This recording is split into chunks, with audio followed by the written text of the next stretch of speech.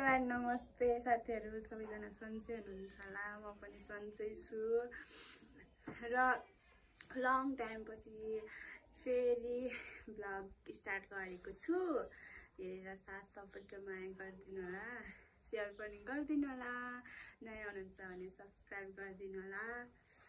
र साथीहरु, आज चाहिँ फर्स्ट टाइम घरमा प्र्याङ्क गर्न लागिरहेको छु। कस्तो रियाक्सन आउँछ हेर्नु होला सबैहरुले।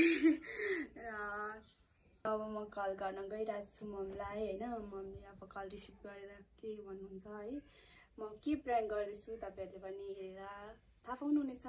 मलाई कल गरिरहेको छु ल, उठाउनु हुन्न, कहाँ बिजी हुनुहुन्छ।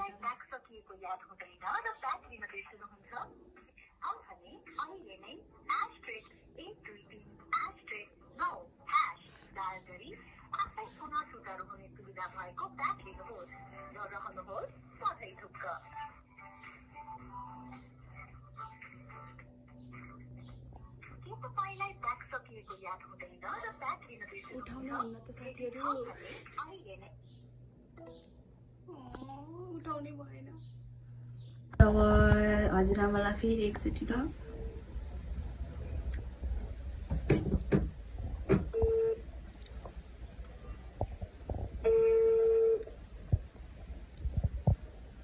यतिखेर त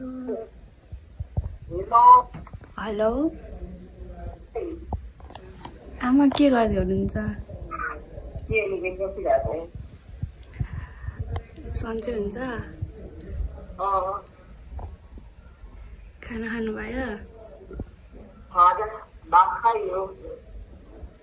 ए सन्चै छु, सन्चै छु। मम्मीहरू खै? कल गरेको थिएँ, लागेन छ, उठाउनै भएन। ए सबैजना सन्चै हुनुहुन्छ? ए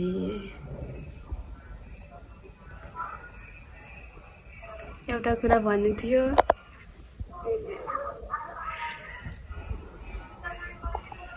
को हुनुहुन्छ?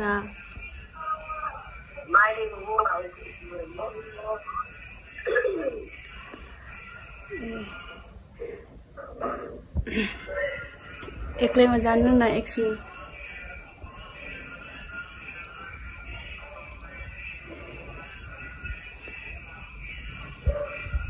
हेलो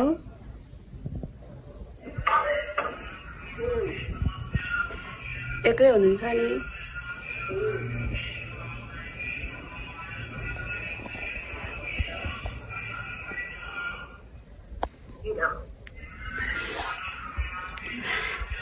त्यतिकै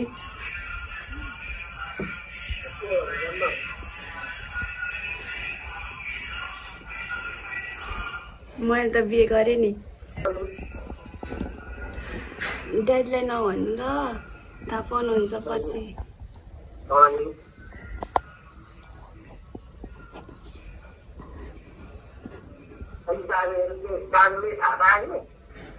थाहा पाउनु भएको छैन,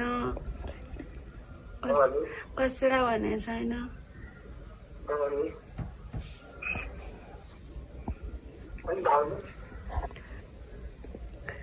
मैले नभनिकन गएको, नभनिकन गएको।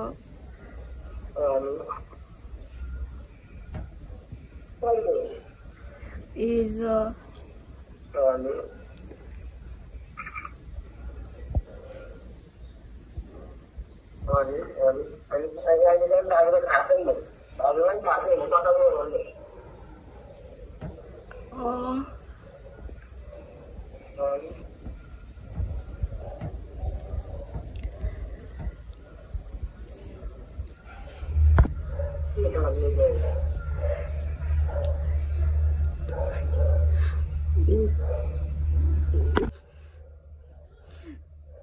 थाहा छ त तपाईँलाई नि कास्ट मिल्दैन भनेर।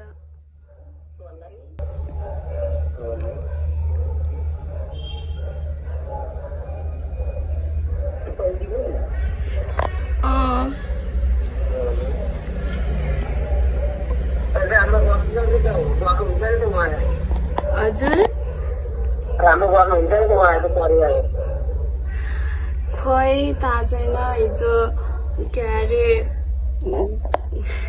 आउनु भएको थियो नेपाल अनि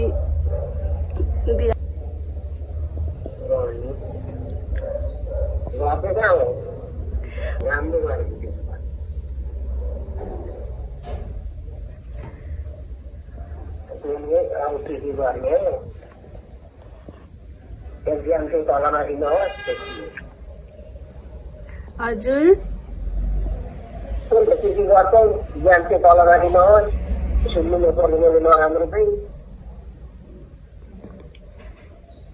खै के गर्नु अब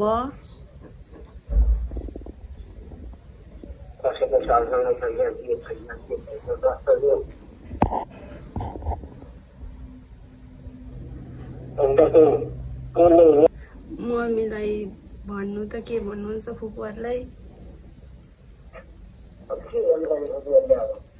भनिहेर्नु न एकचोटि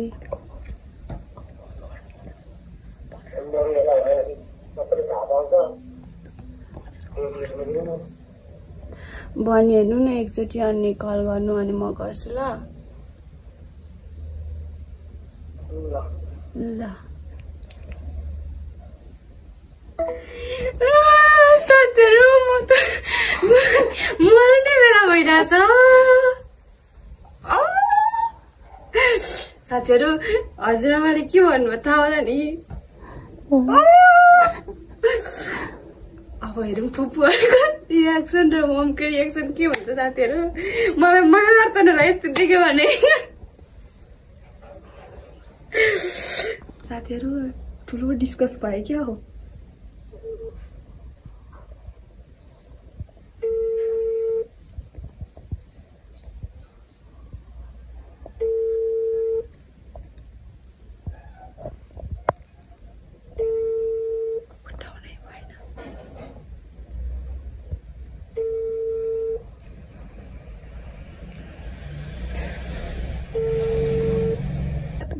भयो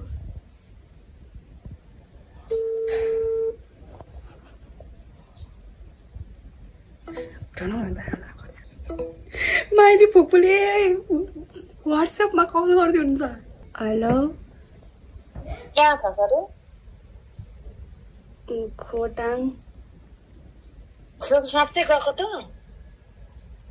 साँच्चै त भन्दा चाहिँ त अनि किन त अब उसलाई त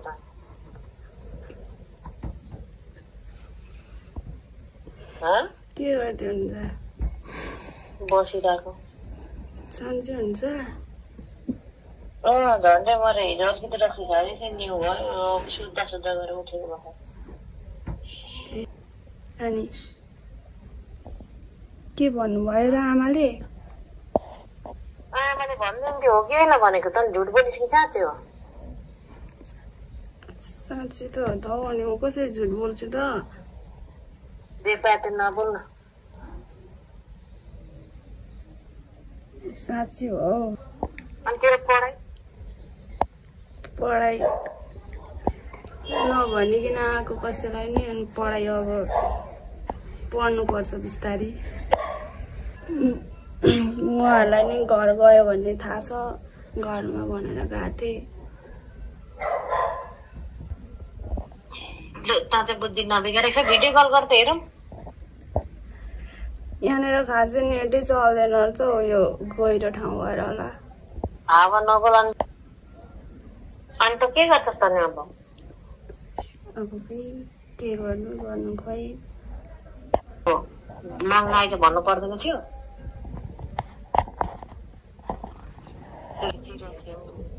क्या लिन आएको थियो कि त आफै आएको उहाँबाट डाइरेक्ट यतै आउनु भएको थियो अनि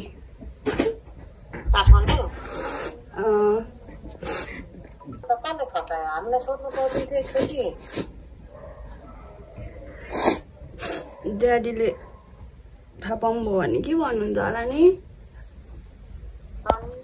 किन त्यस्तो गरेको